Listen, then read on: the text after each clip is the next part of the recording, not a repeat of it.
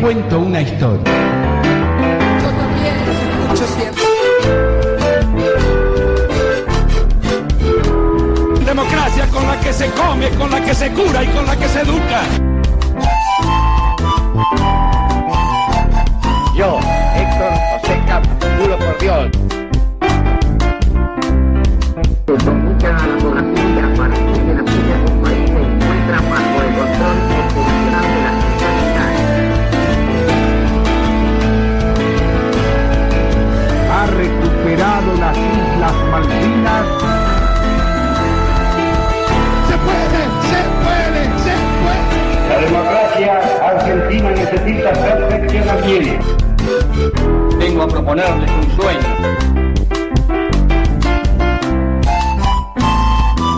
La bandera de la patria flameará sobre todos los mares como una mensajera del progreso.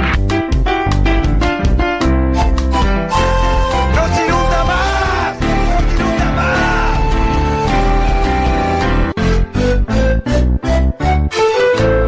Afianzar la justicia, consolidar la paz interior. Y aunque dejen el camino tirones sin vida, Quiero una Argentina normal, quiero que seamos un país serio.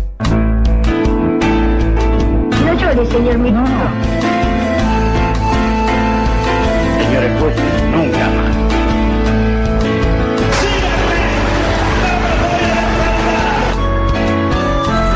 Este viejo adversario le tiene un amigo. Cese del fuego y retiro de tropas. Que no se puede confiar en el imperialismo.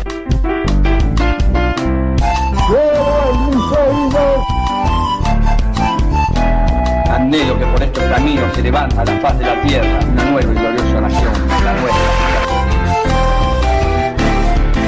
Te cuento una historia con Cintia Martínez.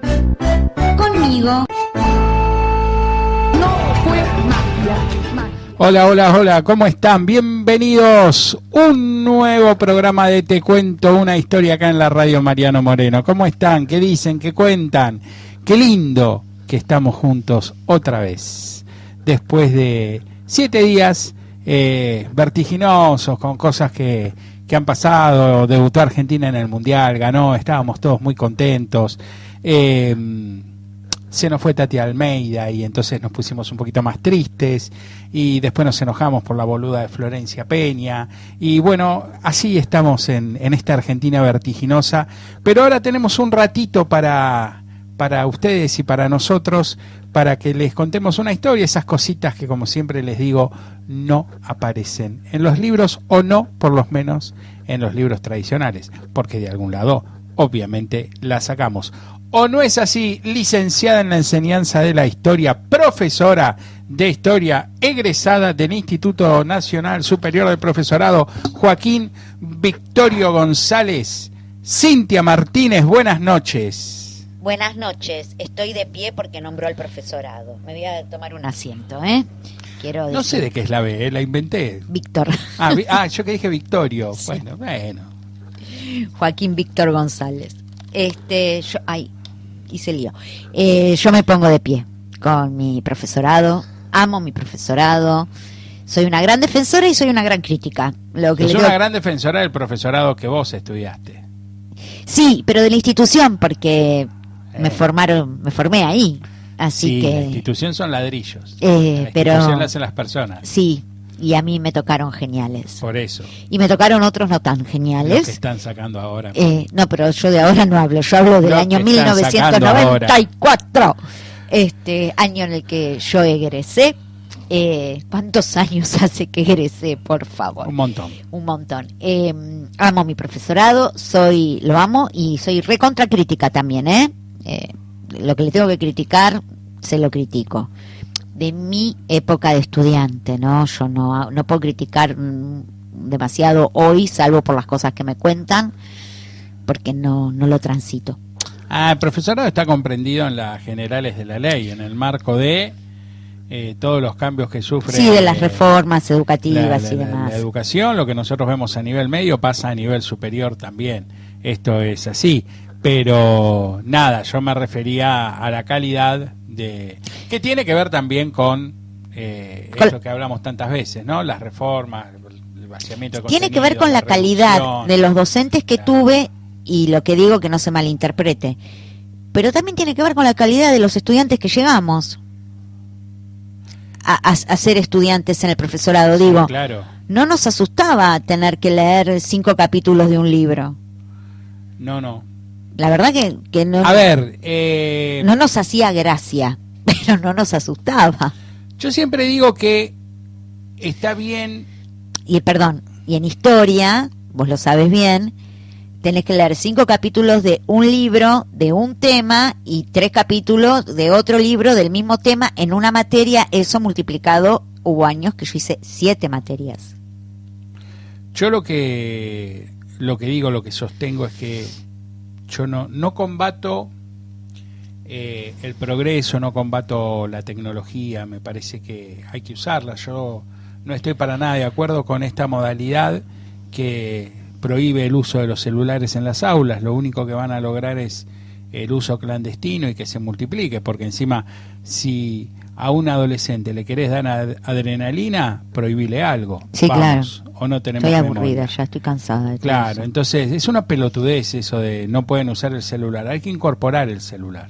Hay que incorporarlo Con mucho metódicamente. y con control. Sí, claro, a ver, y también hay que entender que la libertad es libre y que los estudiantes toman sus decisiones. Sí, pero ¿sabes qué es lo que se complicó? Porque yo fui una de las que advertí velozmente el tema junto a otras profes y prendimos la luz de alarma. El tema de las apuestas clandestinas. Eso es otra cosa. Pero bueno, era Bueno. el celular en la mano. Bueno, pero pará, es más grande lo de las apuestas. Yo estoy hablando de políticas educativas. ¿Sí? Sí. Si para evitar el tema de las apuestas vos vas a prohibir el uso del celular en el aula, sos un pelotudo. Sí, porque apuestan Literalmente, en el porque recreo. toca el timbre del recreo y apuestan en el recreo. Entonces, a ver, lo único que vas a solucionar con eso es que apuesten no adelante tuyo. Pero no está solucionando el tema. Ahí el problema está que a María Rosa Fugazot le molestaba... pobre María Rosa Fugazot, que me parece que se murió hace poco. Sí.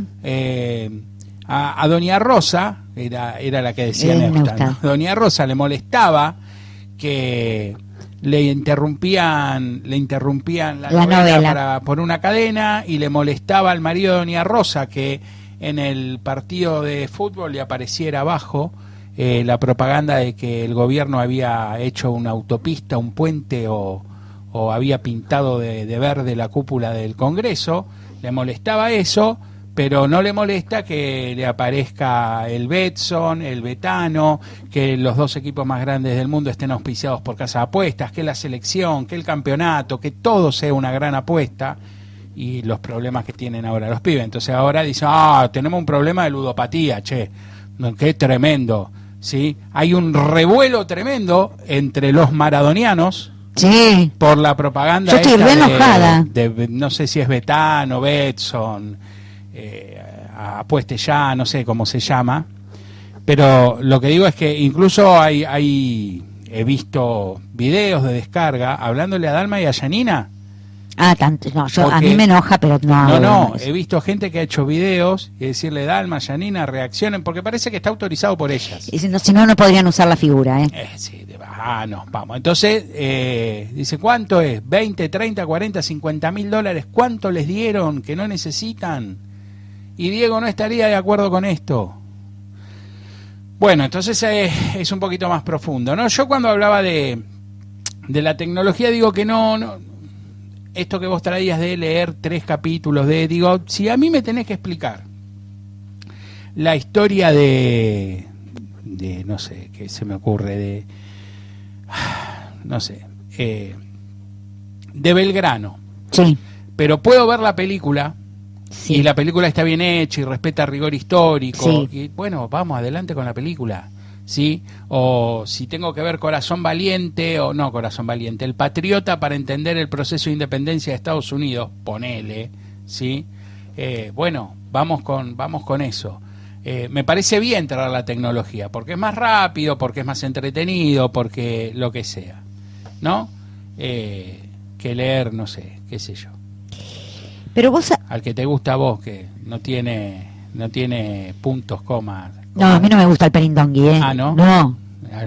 Pensé que sí. No, odiaba tener que leer Pero al lo odiabas perindongui. porque no había un subtítulo, te tiraba 70 hojas de corrido. No, aparte historiográficamente no me gusta. Ah. Y debo decir que Alperín, cuando lo escuché en una conferencia, es Era... más claro hablando que escribiendo. Bueno, claro. ¿Pero por qué? Porque Alperín era argentino. Hizo toda su carrera, se tuvo que ir al exilio, hizo toda su carrera en Estados Unidos. Entonces el chabón llegó un momento que pensaba en castellano, pensaba en inglés y escribía en castellano. Bueno. Mientras que al hablar pensaba y hablaba en castellano, en español. Entonces ahí, vos no sabés qué claro que era en una conferencia. Bueno, divino. no sé.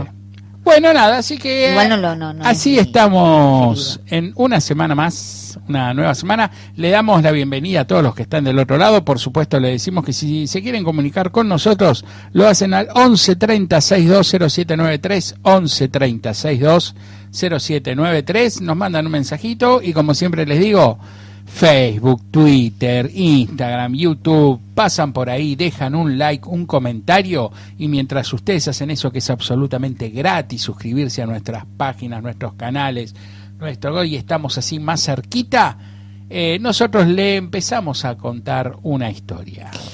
Así es. Pero primero voy a decir algo. Yo soy fan de Hobsbawm, de Eric Hobsbawm. Ese sí, soy re fan. Vamos a hablar de Belgrano. Más conocido como el Su. El zurdito. Bueno, un marxista inglés. Hay muchos, ¿eh? ¿Cuántos? Por lo menos en historia, ¿no? Entre los historiadores hay una gran corriente de marxistas ingleses y son geniales, son claros. Es lindo. Hay una gran corriente de marxistas. Punto. No, pero que sean en ingleses. En todas las disciplinas, en todos los países. Pero que sean ingleses es más lindo. Bueno, vamos a hablar del creador de la bandera. Manuel Joaquín del Corazón de Jesús. Belgrano.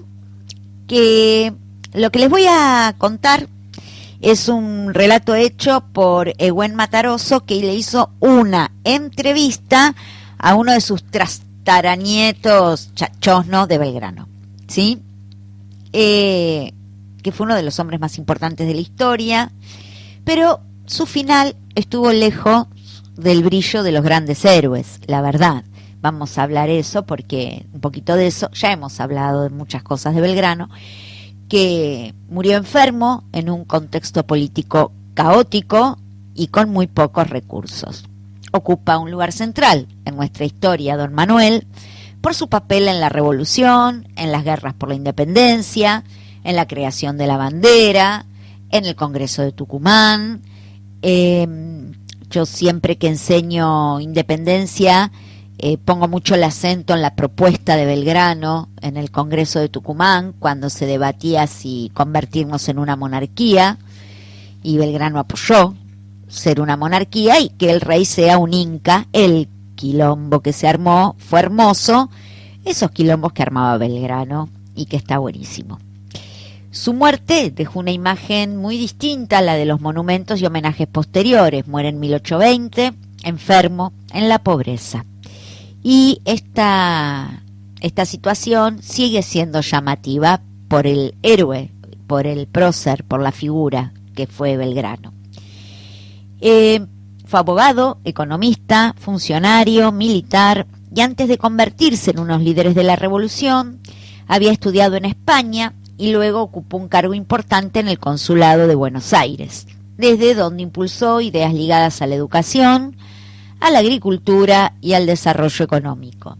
Cuando hablamos de educación, hago especial hincapié en la educación de los negros, en la educación de las mujeres. Con el paso de los años, su papel se volvió todavía más relevante. Participó, como dijimos, en la Revolución de Mayo, condujo la campaña militar al norte y quedó para siempre ligado a la creación de la bandera. Por eso mañana es el Día de la Bandera. Su nombre se asocia con entrega, con compromiso político y defensa de la causa revolucionaria. No, toda su importancia histórica, todo lo que hizo, no le representó una vida cómoda ni un final protegido. Al contrario, las guerras, los viajes, la enfermedad y los gastos ligados a la causa patriota desgastaron su fortuna personal y su salud. Esta es una de las claves para entender por qué Belgrano murió en la pobreza. Provenía de una familia acomodada, pero su participación en la vida pública y en la guerra transformó por completo su situación. Distintas fuentes históricas coinciden en que el conflicto independentista consumió buena parte de sus recursos y lo obligó a sostener durante años una vida atravesada por sacrificios y privaciones. No acumuló riqueza a pesar de haber estado en cargos importantes, más vale lo contrario. Las campañas militares, los desplazamientos constantes, el esfuerzo personal dedicado a la causa revolucionaria fueron deteriorando su situación económica. En una época muy inestable, en la que además las instituciones todavía eran frágiles, no existía una estructura que garantizara bienestar o reconocimiento material a quienes habían encabezado esas luchas. Este dato ayuda a mirar a Belgrano desde un lugar menos solemne y más humano. Detrás del prócer hubo una persona que enfermó varias veces, que tuvo dificultades económicas y que vivió en un país sumido en conflictos muy profundos. El hecho de que Belgrano haya muerto en la pobreza hoy suele llamar la atención porque su figura está asociada al honor nacional. Sin embargo, las fuentes oficiales argentinas son claras. Al morir, en junio de 1820, se encontraba en una situación económica acuciante. Un texto publicado por el Estado argentino, si podemos hablar de Estado argentino en 1820, sobre su fallecimiento lo menciona de forma directa y recuerda la imagen del general Belgrano muriendo pobre. Hay varias razones para tratar de entender este desenlace. Murió en medio de la llamada anarquía del 20, un periodo de fuerte crisis política. El contexto fue decisivo. No murió en un momento de estabilidad institucional, sino en uno de los periodos más convulsionados del Río de la Plata. La crisis política era tan profunda que su muerte, según relatan distintas reconstrucciones históricas, pasó casi desapercibida en la ciudad. En los últimos tiempos de su vida, Belgrano sufría una enfermedad que en ese momento era llamada hidropesía. Hoy está vinculada a cuadros de edema o acumulación de líquidos. Volvió a Buenos Aires desde Tucumán muy enfermo y falleció el 20 de junio de 1820 a los 50 años. Uno de los muy joven, incluso para esa época. Sí, sí. Uno de los episodios más recordados de ese final está relacionado con su médico. Según las reconstrucciones históricas más difundidas, Belgrano quiso pagarle con su reloj, porque era uno de los pocos bienes de valor que todavía conservaba. El gesto se volvió célebre justamente porque resume su situación final. Un hombre central de la historia política y militar del país que en su lecho de muerte no tuviera dinero suficiente para afrontar gastos básicos. La escena tiene una fuerza simbólica enorme.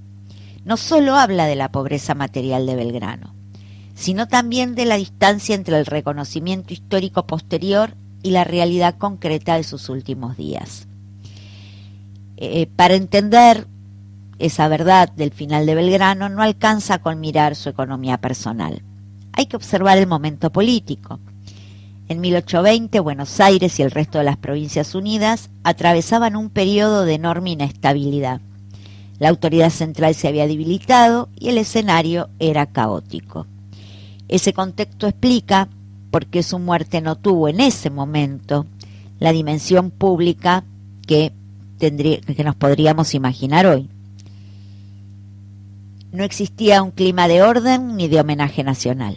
La urgencia política y los conflictos internos dominaban la escena. Por eso, el caso de Belgrano también enseña algo importante sobre la construcción de los héroes. Los homenajes, los mausoleos y las conmemoraciones llegaron después. En el momento de su muerte, lo que predominaba era la fragilidad de un país en formación. La paradoja de Belgrano sigue impactando, porque obliga a pensar la historia más allá de los símbolos. El creador de la bandera no terminó sus días rodeado de riqueza ni de honores. Murió enfermo, pobre y en un contexto político adverso. Este dato no achica su figura, al contrario, la vuelve más compleja y más cercana. Permite entender que la historia no está hecha solo de grandes gestos, sino también de sacrificios, pérdidas y contradicciones. Su final deja una reflexión sobre la memoria colectiva.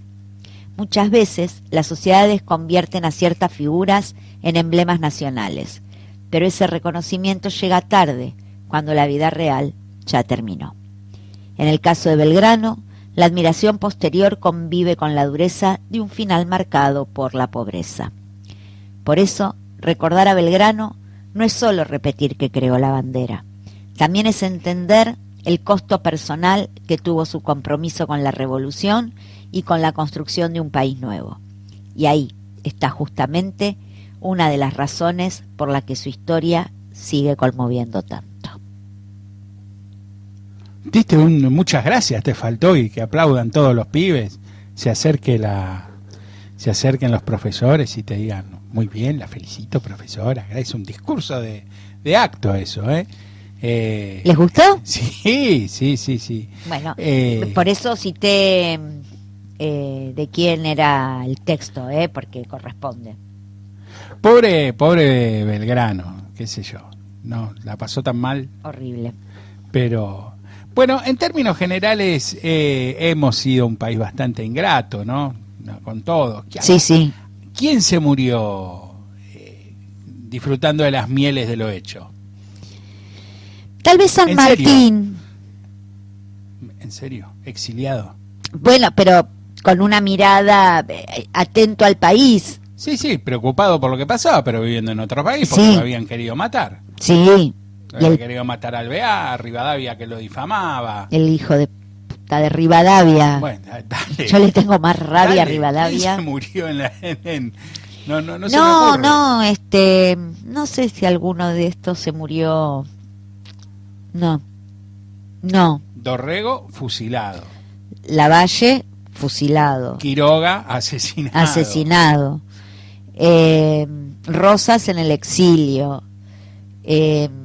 San Martín en el exilio. Belgrano, pobre. Castelli enfermo y preso. Encima, muerto, lo declaran culpable. Moreno, que lo murieron. Sí. Paso seguramente. Por ahí Guillermo Brown. Yo creo que Paso. Paso se acomodaba en todas. Paso fue un tipo fue vivaracho, muy vivaracho. Porque tenía un perfil bajo, era súper defensor de la independencia, porque era recontra defensor de la independencia y de la revolución, y supo estar en todos los lugares donde se jugaba la revolución y la independencia para defenderla. A mí me fascinaba una genialidad que se hizo acá en este país durante años felices. Con samba. Claro. Que era el triunvirato. Y siempre estaba Paso. El del triunvirato iban los tres juntos. Muy con divertido. Una sola banda, viste, que decía triunvirato. Muy divertido. A mí lo que me fascinaba de eso es que habían encontrado una forma de explicar la historia a los nenes más chiquitos. Sin aburrirlos, sin la solemnidad de la historia. Entonces, Samba se preguntaba, decía, pero Paso está siempre, porque siempre estaba Paso. Sí, y fue uno de los grandes defensores de la independencia. Y aún en las instituciones más hostiles a la independencia, estaba Paso defendiendo la idea de la independencia. Vos sabés que no sé cómo va a venir el acto del 20 de junio en el colegio, pero me parece que va a venir muy lindo. lo va a hacer el departamento de física, y porque veo algunas cosas que preparan, le pidieron a un curso que hagan como un retrato de Belgrano, ¿viste? Unas chicas que dibujan muy bien. Hicieron el Belgrano de Zamba. Claro. Esa imagen de Belgrano. Sí, sí. No sé qué va a pasar en el acto. Vos sabés que... bueno, pero me alegro que les haya gustado lo que les compartí. A lo que estábamos diciendo, me parece que ninguno murió con la gloria y las mieles de lo hecho. No, me parece que costó tanto y hubo tanta convulsión política durante tantos años. Yo siempre recuerdo, por el 20 de junio de 1820, el día de la muerte de Belgrano, que se dice, fue el día de los 3 gobernadores. Claro, y Alfonso Ramos Mejía, el Cabildo de Buenos Aires, y el tercero nunca me lo acuerdo, Alvear. No me acuerdo, pero igual no es que hubo 3 gobernadores. No, se autoproclamaron gobernadores. No había gobernador. Porque sí, no había gobernador y entonces hubo una institución y 2 tipos que dijeron, bueno, el gobernador soy yo. Uno fue de Alfonso Ramos Mejía. Sí, el otro no me acuerdo. El otro era el Cabildo de Buenos Aires y el otro no me acuerdo si no era Alvear o alguno de esos. Que estaba con las tropas por ahí. Dijo, bueno, el gobernador en Luján. Estaba en Luján ese. Bueno, ¿quién?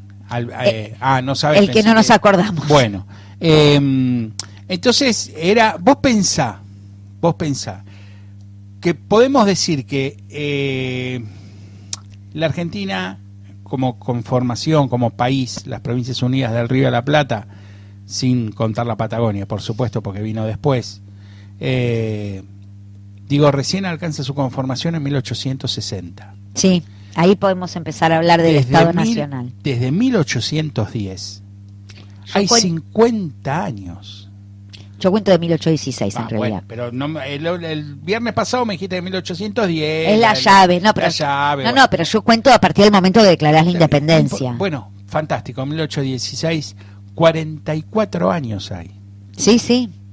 ¿Cuántos de los que declararon la independencia llegaron a ver? Estanislao Soler. Ahí está. ¿Cuántos de los que declararon la independencia llegaron a ver la unificación de las Provincias Unidas verdaderamente como Provincias Unidas en 1860? Probablemente ninguno. Entonces, no, claro. Verdaderamente muy difícil que alguno muera porque todos se murieron en un clima de guerras intestinas. Sí, sí. Sí, pero vos sabés que ese proceso... Se murieron. Sin contar los que a los que murieron a propósito, ¿no? A los que mataron, asesinaron, fusilaron, desterraron. Sí, que eso no se murieron, a esos los murieron. Entonces, yo no sé si hay alguno que haya, viste, grandes titulares en los diarios, se murió tal. Digo, por caso, tal vez el almirante Brown. Yo estaba pensando en Güemes tampoco. No, si Güemes por eso se tampoco murió de un tiro. Por eso digo, Güemes tampoco vio el resultado de su obra. Los grandes pro-hombres. Mierda. Y las grandes pro-mujeres tampoco, pues también se murieron. Sí. Se murieron, Si no se murieron porque las mataron, porque como eran mujeres tenían un poquito más de piedad, se murieron de viejas. Sí, claro. Y probablemente olvidadas. Sí. Sí. Así que, bueno, nada, era no sé si en todos los países latinoamericanos... Quería decir eso. En la mayoría de los países latinoamericanos costó mucho organizar los estados nacionales. En todos, porque no entraron en disputa marcos ideológicos, entraron en disputa intereses económicos. Entonces, en la mayoría de los países, insisto, no en todos, en la mayoría, fue muy difícil organizar los estados nacionales por los grandes intereses económicos al interior de cada región, siempre relacionado con la producción y exportación de materia prima. Esto es lo que discutimos siempre, ¿no? Son todas revoluciones burguesas movidas o generadas o impulsadas por una élite con muy poco de patriotismo, de nacionalismo y mucho de intereses económicos. Sí, costó mucho. Vos hace 3, 4 programas hablamos y vos me contaste que cuando San Martín llega a Perú le dicen, no, fiera, tranquilo que estamos muy bien como estamos, ¿eh? Bueno, por eso la frase de me costó un Perú. Claro. Viene de ahí. Tranquilo, amigo, que estamos bárbaros. Lo asediaron. Sí, anda para arriba, Lo asediaron. Anda para Ecuador, anda para... No, en Ecuador había otro grande. Bueno, pero digo... Sí, sí. Que acá estamos bárbaros. Bueno, pero por eso de ahí viene la frase me costó un Perú. Porque a San Martín le costó mucho. Bueno, y hablando de... Si querés tengo para completar de Belgrano. Dale. La jura de la bandera. Dale. ¿Sí? El 27 de febrero de 1812, el general Manuel, decilo vos que te encanta decir todo el nombre. Brigadier general. No, no. de Belgrano. Perdón, no, porque estaba mirando lo que iba a contar. Manuel del Corazón de Jesús. Manuel Joaquín. Joaquín del Corazón de Jesús, Belgrano. Yo quería que lo dijeras vos porque te gusta decir todo eso. Ordenó izar por primera vez la bandera que él había creado. Si bien era abogado y no un militar de carrera, hacía un par de añitos que venía combatiendo contra los enemigos de la revolución, contra los españoles o contra los partidarios del rey de España. El gobierno revolucionario lo había enviado al mando del regimiento de patricios y del batallón de castas, que se llamaba así porque estaba compuesto por indígenas, negros, mestizos y mulatos, a la zona donde hoy se encuentra la ciudad de Rosario, a orillas del río Paraná, con el fin de seguir camino a Paraguay. Después de la Revolución de Mayo hubo guerras porque los partidarios del rey desconocían la autoridad de la primera junta. A finales de 1811, Belgrano, que en ese momento era vocal de la junta, fue designado jefe del regimiento de patricios y al inicio de 1812 la junta lo envía a la villa del Rosario con la misión de instalar puestos de defensa que impidieran el paso de los barcos de guerra de los realistas por el río Paraná. Belgrano y sus soldados debían vigilar las costas del río y colocar varios cañones en ambas orillas. Unos en la barranca de Rosario, cerca de donde estaba la iglesia, y otros enfrente, en la isla del Espinillo. Los cañones de la barranca eran muy importantes porque al ser un lugar un poco más alto en la llanura, se podía tener una vista un poco más amplia del río y así anticiparse a la llegada de los navíos realistas. Cuando Belgrano llega a Villa del Rosario, en el verano de 1812, el pueblo no tenía más de 1000 habitantes, distribuidos en 15 manzanas con pocas viviendas. El 26 de febrero le escribe al triunvirato para solicitar la aprobación de la bandera. Sin esperar la respuesta, al día siguiente enarbola la bandera celeste y blanca y la presenta a los soldados, milicianos y habitantes de la zona a orillas del río Paraná. Belgrano había observado el desánimo de quienes habitaban la zona y de las tropas al llegar a la Villa del Rosario. En otros lugares las luchas estaban siendo desfavorables para las fuerzas patriotas y muchos temían por el rumbo de la revolución. Pensó que una bandera propia iba a ayudar a unirse, hermanarse y comprometerse con la construcción de un nuevo país. Fue así que encomendó a un grupo de mujeres de la zona, organizadas por Catalina Echevarría de Vidal, que cosieran la bandera celeste y blanca. Aparentemente la bandera fue bendecida por el cura párroco de la iglesia, Julián Navarro, e izada por un joven, Cosme Maciel. Luego de la ceremonia religiosa, levantando su espada hacia la bandera, Belgrano pronunció un discurso lleno de entusiasmo. Soldados de la patria, juremos vencer a los enemigos interiores y exteriores y la América del Sur será el templo de la independencia y de la libertad. En fe de lo que así juráis, decid conmigo, ¡viva la patria! Ese juramento, según las costumbres de la época, terminó con un multitudinario ¡viva! Lo gritaron al mismo tiempo, entusiastas y emocionados, los militares y civiles presentes. Vamos a separar y en la segunda parte les voy a contar una cosita que que tengo preparada que va a mostrar un poquito a las claras esto que hablábamos recién con Cintia, ¿no? Todo el despelote que había en el medio mientras iban muriendo los primeros héroes de la patria. Tenemos a Güemes, ¿eh? Sí, ya sé. No voy a hablar de Güemes, voy a hablar No, de pero la otra. aviso que tenemos a Güemes. Sí, claro, porque son dos feriaditos así como muy cercanos. Bueno, vamos con un poquito de musiquita linda. Dale, quédate con nosotros escuchando esta...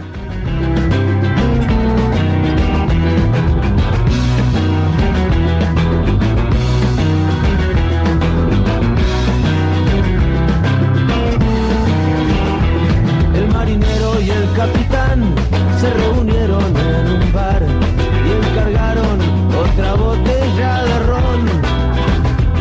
Ese sería el puerto final y lo fue tanto de verdad que bajo el mar ahora descansan juntos los dos. Fue por una rubia loca que bailaba sola hasta el amanecer. Y se movía pero también que fue mirarla y fue a perder todo por ese cuerpo y esa promesa. Ay, qué pena.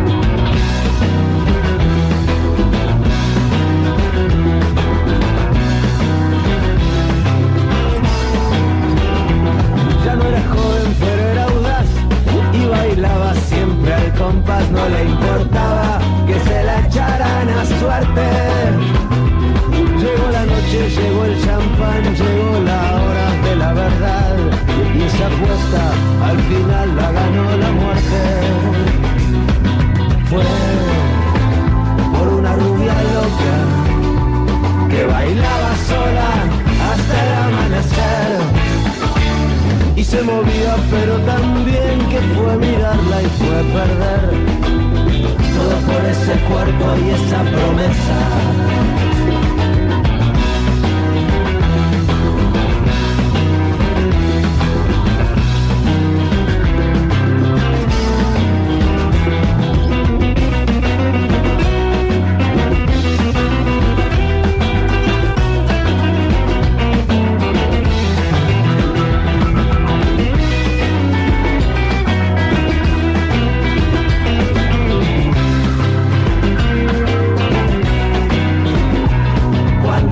Llega a la ciudad, las mujeres salen y los hombres solos bajan a los bares y esa noche todo vale y sientes tu corazón latir al ritmo de esta milonga que es la milonga del marinero y el capitán.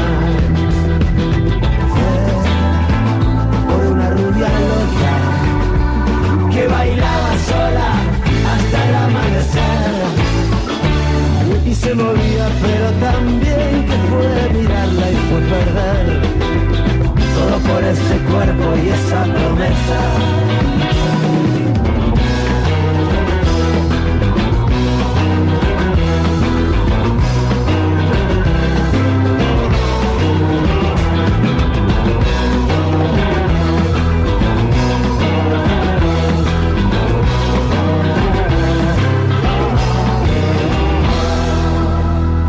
Y ahí van pasando los Rodríguez, la milonga del marinero y el capitán.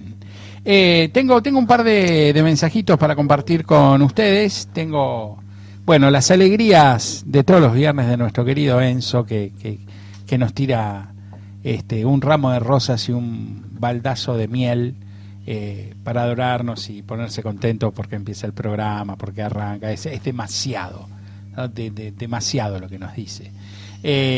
Yo te quiero, igual, Enzo. Igual yo te confieso que me gusta, ¿no? Claro que sí. Es un mimo, pero bueno. Patricia dice, qué buen programa, Belgrano. Lo mostraban como de segundo rango en el secundario y en el primario. Y lo que pasa que siempre corre atrás de San Martín, pero si vos me preguntás a mí, yo prefiero a Belgrano más que a San Martín, por esto que decía Cintia. El tipo es un abogado devenido en militar, ¿no? Lo que pasa es que San Martín está en otro nivel. ¿Qué quiero decir? San Martín es San Martín. San Martín no entra en discusión. A Belgrano se lo ha discutido, ¿sí? Pero a San Martín no se lo discute. Bueno, Rivadavia sí lo discutió. Hablo a nivel los historiadores. Belgrano, Rivadavia no tuvo pelotas para discutir a San Martín, por eso le prohibió entrar. ¿Está bien? No le dio.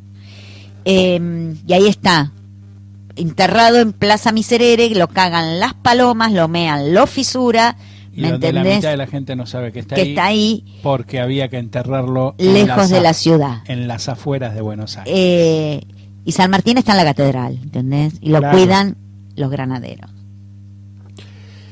Yo les quiero contar una cosa para ilustrar esto y cerrar el episodio Belgrano. Les cuento que después de su primera gobernación de Buenos Aires entre 1829 y 1832, por supuesto, ahora sí, estoy hablando del brigadier general don Juan Manuel de Rosas, fue elegido como gobernador por la legislatura bonaerense y se negó, porque decía que durante su gobernador había perdido la robusta salud que lo caracterizaba y lo privilegiaba, ¿sí? Pero la realidad era que no le gustaba que la legislatura le ofreciera un segundo mandato sin facultades extraordinarias, ¿sí? Por su negativa, la legislatura designó gobernador a Juan Ramón Balcarce, quien, demasiado influenciado, ¿sí?, por un ministro vinculado con el unitarismo, fue acusado por la prensa rosista de débil y de ser manejado. El federalismo se dividió entonces entre los partidarios de Rosas, apostólicos, y quienes buscaban mayor moderación, ¿sí? Alejados un poquito del restaurador. Estos eran llamados cismáticos. O lomos negros. La tensión aumentó en una elección legislativa de abril de 1833. Traten de prestar atención a la línea de tiempo. Claro, porque pensemos, Belgrano se muere en 1820 y San Martín en 1850, ¿sí? Todo esto que Cintia decía, que era un despelote, que era un quilombo, fíjense, ¿no? Entonces decía que la tensión aumentó en esta elección legislativa de 1833, en la cual los apostólicos y cismáticos fueron divididos, y ahí nomás explota la revolución de los restauradores en octubre. Balcarce, debilitado, renuncia en noviembre de 1833. Le vuelven a ofrecer la gobernación a Rosas, pero ante su rechazo asumió Juan José Viamonte, quien se acercó a los cismáticos y terminó renunciando en junio de 1834, ¿sí? O sea, un año más o menos. Lo reemplazó Vicente Manuel Massa, a quien el asesinato de Facundo Quiroga en febrero de 1835 lo obligó a renunciar. El 7 de marzo de 1835, la legislatura buscó a Rosas por tercera vez. Otra vez, y el contexto le permitió exigir, pero ya no quería facultades extraordinarias. Solamente. Quería la suma del poder público, es decir, reunir en sus manos los poderes ejecutivos, legislativos y judicial. Se le concedió bajo dos condiciones. La primera fue conservar y defender la religión católica. La segunda fue conservar y defender el federalismo. La suma del poder público, además, dudaría lo que Rosas, y no la legislatura, considerara necesario. Rosas aceptó muy gustoso el ofrecimiento con la condición de llamar a un plebiscito que ratificara la suma del poder público. El resultado, 9.263 votos a favor y 7 en contra. Así, asumió el 13 de abril su segunda gobernación con la suma del poder público, la cual no utilizó muchas veces, la verdad sea dicha. Sarmiento reconocería su gran enemigo en Facundo. Debo decirlo, en obsequio de la verdad, nunca hubo gobierno más popular, más deseado ni más sostenido por la opinión.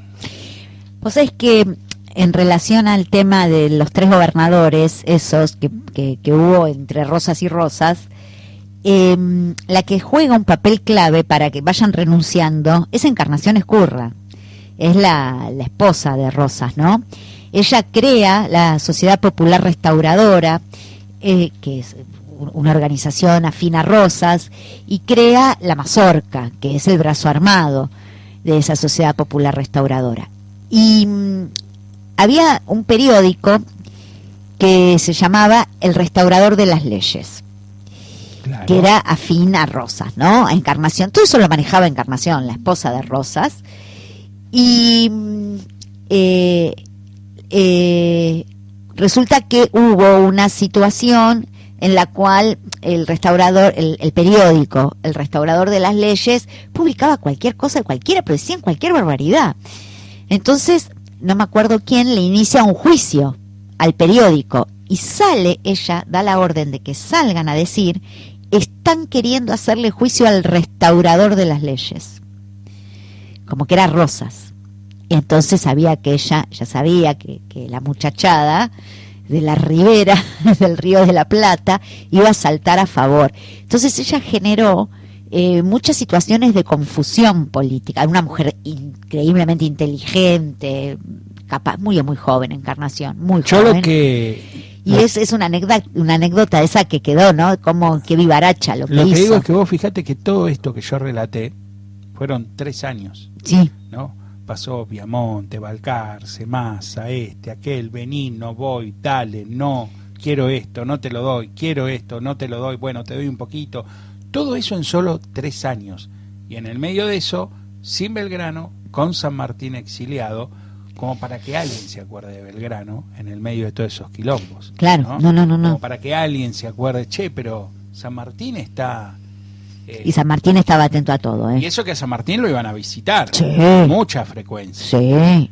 Con mucha frecuencia.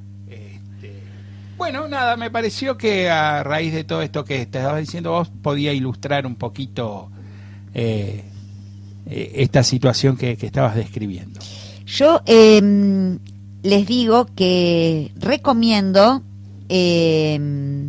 la película de Pablo Rago.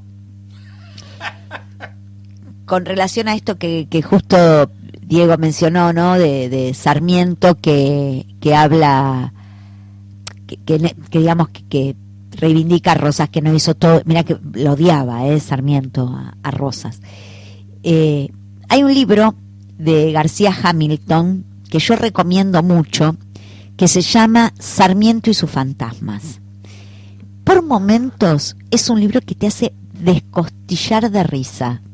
A ver, hay que conocer algo de historia argentina para leerlo, ¿no?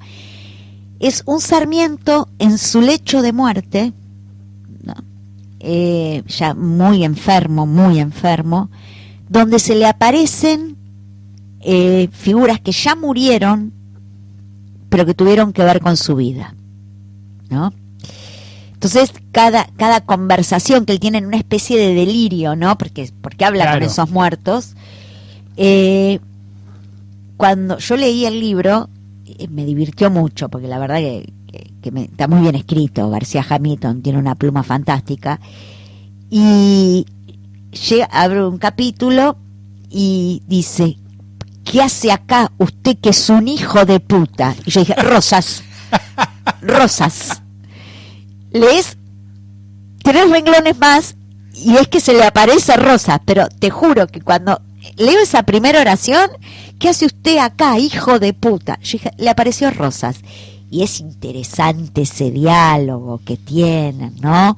Yo es un libro que recomiendo un montón, de García Hamilton, Sarmiento y sus fantasmas. Otro que también muere exiliado, lejos, a pesar de... El exilio es voluntario, Está bien, pero se va. Sí, pero porque era un mal llevado. A pesar de que, ya lo hemos comentado, mantenía contacto con Urquiza, que Urquiza lo ayudó hasta incluso monetariamente para instalarse, para sobrellevar los primeros tiempos. Quien había sido su amante, Aurelia Vélez, iba y venía a Paraguay todo el tiempo. Pero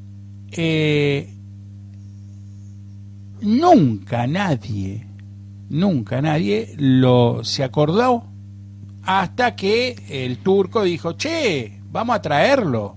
fue en la década del 90 cuando trajeron... No, el que trajeron fue a Rosas. ¿Y Dios. de quién estoy hablando yo? Ah, pensé que hablábamos de Sarmiento. No, estoy hablando si te dije que perdió, que Urquiza lo mantenía, sí, tenés razón, mantenía. perdón, bueno, me quedé enganchada con...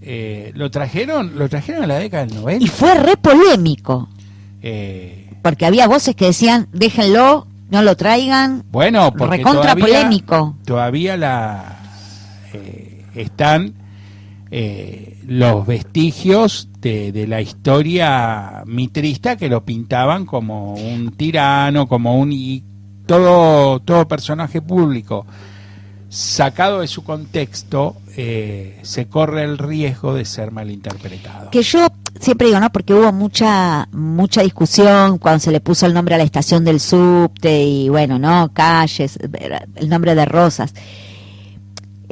Yo no defiendo 100% la figura de Rosas. Yo defiendo algunas decisiones políticas y económicas que tomó Rosas, sí las banco, pero digamos 90 en contra, 10 a favor.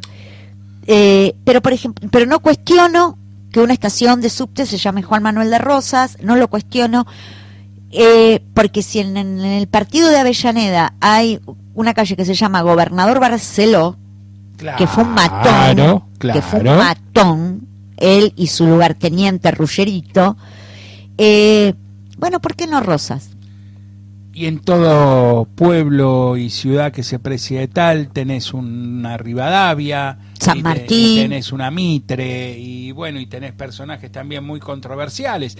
Y en el interior del país, en toda ciudad capital o ciudad más o menos grande que se precie de tal, tenés una calle o una avenida Sarmiento, seguramente, a pesar de que los consideraba unos negros de mierda. Así es. ¿Sí? Entonces, bueno, pero yo siempre digo, yo me acuerdo lo que una vez le pregunté a mi papá, a mí siempre me gustó la historia de chico, tendría 16 más o menos, 17 años, no sé, le pregunté a mi papá, dije, pero al final, Rosas, ¿era bueno o era malo? Y me dijo, lee. Claro. Lee y fíjate. Claro. Bueno, leí y me fijé. Y Diego cree que es bueno. Claro. Yo leí y creo que es malo. Bueno, no. Durante la primera invasión inglesa de 1806, en el recientemente creado escuadrón de húsares de Buenos Aires, prestaba servicios un muy joven cadete de 21 años, el salteño don Martín Miguel de Güemes. No me paro ahora porque tengo los auriculares, yo lo requiero a Güemes. El jefe de dicha milicia, formada por ciudadanos y gauchos, era Juan Martín de Pueyrredón. Antes de la invasión, refiere Alexander Gillespie, que es historiador, un historiador inglés también, el comodoro Popham, comandante de la flota, había pasado por la isla de Santa Elena y ahí ordenó como refuerzo que 100 hombres de la guarnición local se embarcaran en el barco llamado Justina, que era un barco mercante adaptado con 26 cañones porque vamos a la guerra. Ya en plena invasión, entre los buques ingleses que bombardearon la Alameda, hoy Avenida Leandro N. Alem, y la Plaza de Toros del Retiro, hoy Plaza San Martín, puntualizo bien estas aclaraciones porque a mi amigo Pablo le encanta las referencias a la ciudad, le gustan. Estaba el Justina. En esa zona, a la altura de la batería Abascal, estaban acantonados los húsares de Pueyrredón. La artillería criolla puso fuera de combate a 2 barcos ingleses. El Justina, entre tanto, desconociendo el comportamiento del chato y pantanoso río, queriendo estar más a tiro y con poco velamen, quedó varado por una repentina bajante de las aguas, a menos de 400 metros de la costa. Su mástil de popa había sido desarbolado el día anterior. La información llega a Liniers, quien comandaba toda la defensa, y encomienda al joven Güemes que galope hasta el Retiro con una orden para Pueyrredón: avanzar con sus soldados de caballería hasta aproximarse al barco encallado. Güemes es puesto al mando de una tropa de entre 40 y 60 hombres armados con sables y pistolas de chispa. Así, al caer la tarde fría y lluviosa de ese 12 de agosto de 1806, el joven Güemes y sus jinetes, con el agua hasta el cuello de los caballos, tomaron tras un combate de 2 horas el navío que ya intentaba fugarse. Fue apresada su bandera, la cual se conserva en el Museo Histórico Nacional, acá en la ciudad de Buenos Aires. Fue un hecho inédito que una carga de caballería abordase un buque de guerra de la marina más poderosa del mundo en esa época. Las fuerzas inglesas se iban a rendir ese mismo día. Ya se ha escrito en algunos textos sobre los gauchos que combatieron durante ambas invasiones, pero la historia oficial, en forma llamativa, no incluye estos episodios y silencia mucho el aporte gaucho. Sumados a los cuerpos de cazadores, migueletes, blandengues y húsares, entre otros, fueron gauchos como Güemes, muchos de los que con más voluntad que organización y disciplina, si sería un despelote eso, se opusieron con éxito a los profesionales batallones ingleses. Como contrapartida, esta anécdota sobre el Justina es muy conocida en la provincia de Salta y entre los historiadores güemesianos. En 1806, las aguas del Río de la Plata bañaban lo que actualmente es la estación de tren Retiro y Plaza San Martín. Hoy esas aguas fueron ganadas al río y existe en el lugar físico del abordaje de Güemes una plaza conocida con la Torre de los Ingleses. Mira. Qué tulqui. Elegí esto de Güemes en vez de hablar de los infernales, que ya hemos hablado mucho. Y dije, vamos a ir con algo de Güemes no tan conocido. Y del barco que captura. Y claro, es esto. El Justina. En la bajante del Río de la Plata, lo cachan. Así es. Único hecho en la historia. Quiero decir una efeméride. Dale. Hoy, 18 de junio, pero de 1764, nace un preferido de la profesora Cintia Martínez, José Gervasio de Artigas. Fue uno de los primeros promotores del federalismo en la región y del reparto de tierras y ganados. Luchó contra Buenos Aires y en 1815, cuando se hace la convocatoria para 1816 al Congreso de Tucumán, dice no voy, y no fue ni la Banda Oriental, de la cual era el referente, hoy República Oriental del Uruguay, ni Entre Ríos, ni Misiones, ni Corrientes, ni Santa Fe, porque habían formado la Liga de los Pueblos Libres.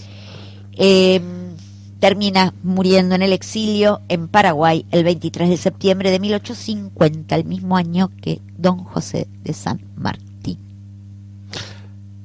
Yo quiero, en este marco mundialista en el que estamos, quiero, como para cerrar el programa, quiero proponer que Argentina, quiero hacer un proyecto de ley. Bueno, dale, arranca. Que Argentina anexe como estado asociado a Bangladesh. Salieron a festejar, ¿no? Banderas argentinas colgadas en los balcones, en los mástiles, salieron a festejar, es conmovedor. Y el Chiquitapia es un boludo, tiene que llevar a la selección a jugar un amistoso ahí. El que estuvo en Bangladesh después del Mundial fue el Dibu Martínez. ¿Qué carajo fue a hacer? A dar las gracias. A saludar. Claro, le armaron un escenario, claro, saludó. Bueno, ahí está. La gente estaba enloquecida con el Dibu. Fue. Y en este marco hay una isla en África. Fernando Po, no. No. Único reducto en toda África en el que se habla español, que quieren ser anexados por Argentina. No, señores, hoy es una decisión malísima. No importa, pero ellos verán historia, qué sé yo. Yo digo, vamos a expandirnos, yo creo que con lo que tenemos ya está. Históricamente perdimos a Uruguay. Sí. Perdimos a Paraguay. Pues vamos a recuperar un poquito. De última negociamos. ¿Sí? Le damos a la gran nación africana, le podemos dar Córdoba. Le podemos... le damos Córdoba, ¿sí? Le damos, no sé, Mendoza, viste que Mendoza querían independizarse, bueno, lleve. Corrientes. Pero, no, yo digo, vamos a anexar no anexar, porque anexar queda como muy violento. Es muy imperialista. Anexar. Claro, un estado... Declararla estado asociado. Como hacen los yanquis con Puerto Rico, con todo, ¿viste? Estado asociado. No, nunca invadir, jamás. cosa que ni Dios permita. Un Estado libre asociado, ¿sí? Sí, algo escuché de que habían salido a festejar. No, es tremendo. Festejaron más que nosotros, tremendo. ¿no? Los mástiles poniendo banderas argentinas, salen a festejar. Bueno, a ver, yo, ¿qué querés que te diga? Enzo nos dice, profes queridos, no tiene que ver mucho con lo que predican, pero quería decirles que ando inundando el alma al compás del polaco Goyeneche, en memoria de mi abuelo, que me dejó la mejor de las memorias, que fue él y su admiración por el polaco. Me vuelvo haciendo sonar afiches o uso también sur, ¿por qué no? Mirá qué tanguero. Bien, me encanta, Enzo. Yo soy muy fan del tango, bueno, así que... lo que hay para completar, tenés que hacerlo ahora a esta tierna y juvenil edad, no como tu profesor, tenés que aprender a bailar el tango. Vayan con Sofi, yo sé bailar el tango, es hermoso saber bailar el tango. Y empecé a tomar una clase de tango, me gustó mucho, pero después se me complicaron los horarios, tuve que dejar. Pero yo sé bailar el tango y es muy lindo bailar el tango, claro, es un baile precioso. Vayan a aprender, hay un montón de centros culturales, de lugares que gratis te enseñan, no hay que pagar nada. Patricia dice, sí, Bangladesh lo anexamos y nos vamos para allá. Pues tanto como para irse a Bangladesh, qué sé yo, no sé, ¿viste? Yo sigo prefiriendo las toninas, pero bueno, a ver si hay mejores opciones, claro, alguna debe haber. Ojo que esa islita en África tiene unas playitas que lo que pasa es que está complicado como país manejando, pero bueno. Yo quiero decir que si Fernando, mi padrino, me está pudiendo escuchar, le mando un súper abrazo. Sí, nos sumamos a esto y por supuesto también un gran beso a la abuelita Pius y a mi tía Libertad y a la tía Liber, que seguramente nos están escuchando. Y Enzo dice, afiches, uno de los mejores tangos, y Goyeneche, una voz privilegiada. Mi mamá era fanática de Goyeneche. Bueno, Enzo, aprender a bailar el tango con la Sofi, Sofi. entonces. Señores, amigos, amigas, amiguens, del otro lado son las... ¿Viste, Pablo, cómo Diego 21:01. habla en asturiano, que dijo amigues? Amiguens. Son las 21:01, nos tenemos que ir hasta el viernes que viene. Los dejamos así con más ganas de que les contemos una historia, así nos volvemos a escuchar el viernes que viene. Abríguense, que viene fresca la cosa, va a ser solcito. A los que sean padres, feliz día, y sobre todo y muy especialmente feliz día para mí. Bueno, modestia aparte. Bueno, quiero decir que yo el año pasado ya va a ser acá, mi padrino está escuchando porque pone gracias Cintia, abrazote, a cuidarse. Quiero decir que el año pasado, en las vacaciones de invierno, ya va a ser un año, no lo puedo creer, hablando de Manuel Belgrano, tuve la dicha de conocer, que me llevó mi amigo Pablo, a conocer en Oviedo la Facultad de Economía, en la cual Manuel Belgrano hizo una de sus especializaciones en economía. Así que tuve la enorme emoción, era domingo, estaba cerrada, pero por la reja pude ver algo, cosa que voy a agradecerle a Pablo siempre, que me haya acercado a conocer Oviedo en general, pero en estos días belgranianos, ese edificio en particular. Luego, mañana es el Día de la Bandera, se murió Güemes, se murió Belgrano, se murió el Indio, se murió Tati, y un beso al cielo para todos, y hasta el viernes.